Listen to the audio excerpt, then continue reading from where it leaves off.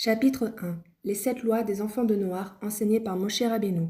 Le Maître du monde a donné 6 lois à Adam, le premier homme, le jour de sa création. L'interdiction de l'idolâtrie, du blasphème, du meurtre, de l'immoralité, du vol et l'obligation d'obéir aux lois civiles. Sanhédrin 56, Rambam, Loi des rois, chapitre 9. C'est ce qui est écrit dans Bereshit, Genèse, chapitre 2, verset 16.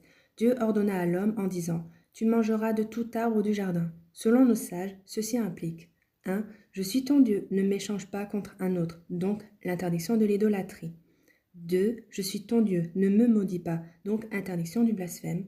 3. Je suis ton Dieu, donc que ma crainte soit sur vous, obligation de craindre Dieu, Sanhédrin 56. Ainsi, le verset « Dieu ordonna à l'homme » implique l'acceptation de Dieu comme divinité, acceptation de son autorité avant même l'ordre lui-même à propos du fruit de l'arbre. En effet, s'il n'y a pas reconnaissance de l'autorité du maître qui ordonne, pourquoi l'homme devrait-il accomplir le commandement quel qu'il soit? Après le déluge, Dieu ajouta à Noach une loi supplémentaire, l'interdiction de manger le membre d'un animal vivant comme il est écrit, Bereshit, Genèse chapitre 9, verset 4, mais de la viande vivante, vous ne mangerez pas son sang. Ainsi, Noach et ses descendants avaient maintenant 7 lois qui sont appelées les 7 lois des enfants de Noach. Celles-ci sont contraignantes pour toute l'humanité qui est issue de Noach.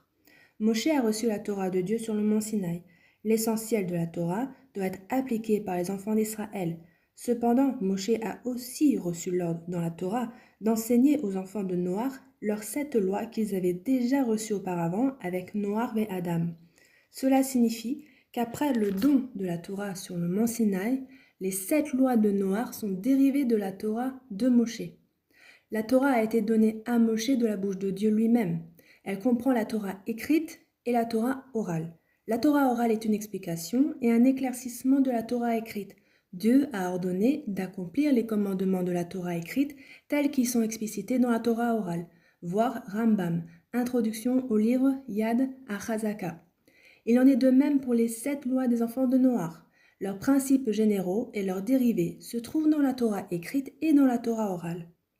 Les enfants de Noach ont reçu l'ordre d'écouter Moshe leur ordonner leurs 7 lois dans la Torah écrite et orale. Ils ont l'ordre d'obéir à ces 7 lois comme elles ont été énoncées par Moshe dans la Torah écrite et orale, parce qu'ils en ont reçu l'ordre de Dieu transmis par Moshe sur le mont Sinaï.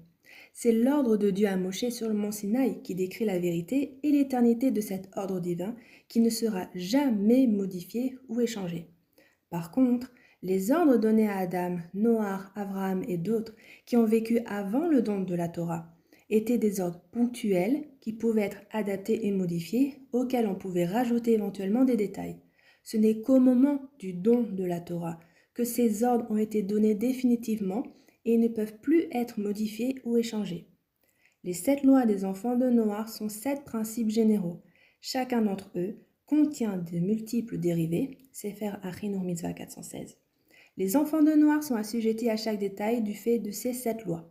Bien que l'enfant de Noach soit obligé de croire dans la Torah de Moshe et d'accomplir ces lois comme elles sont explicitées dans la Torah de Moshe, il n'est pas obligé de se convertir et d'accomplir les 613 commandements de la Torah. S'il veut se convertir, il en a la possibilité et le tribunal rabbinique l'accueillera comme un ger tzedek converti sincère.